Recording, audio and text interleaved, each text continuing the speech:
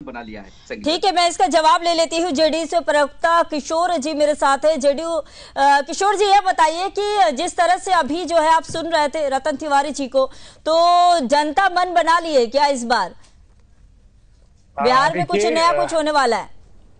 संगीता जी नमस्कार, आपको सारे जी पैनलिस्ट महोदय को भी नमस्कार। ये रतन साहब हो या कांग्रेस और आरजेडी के लोग हों, इनके पास कोई एजेंडा बचा नहीं है। वो बिहार के विकास के एजेंडे पे बात करना नहीं चाहते हैं।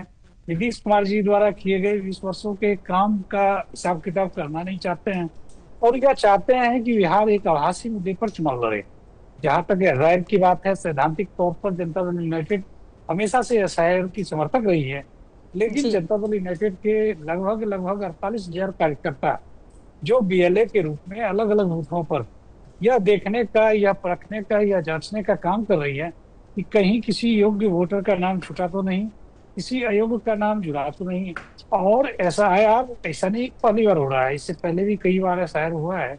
और निश्चित तौर पे एसआईआर का एक ही मोटिव होना चाहिए और है, वो है मतदाता सूची का शुद्धिकरण।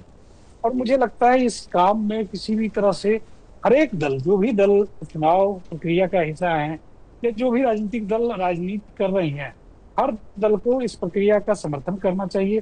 जहां तक हो रही लापरवाहियों की बात है, कई लापरवाही संज्ञान में आई है, तो जनता दल यूनाइटेड कभी किसी लापरवाही का समर्थन नहीं किया है और आगे भी हम इस तरह का समर्थन हम लोग नहीं करेंगे।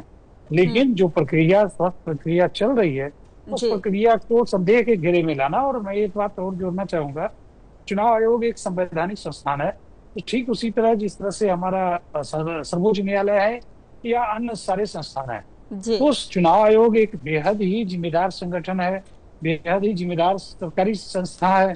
और चुनाव आयोग की जिम्मेदारी एक वार्ड के सदस्य से लेकर राष्ट्रपति तक के चुनाव को करवाने की। ऐसे में चुनाव आयोग की विश्वसनीयता को सरेआम बाजार में नीलाम करना, चुनाव आयोग को बिल्कुल सही नहीं है। ठीक है, मैं राहुल आनंद के पास वापस आना चाहूंगी, बीजेपी से प्रवक्ता है। अभी थोड़ी देर पहले ही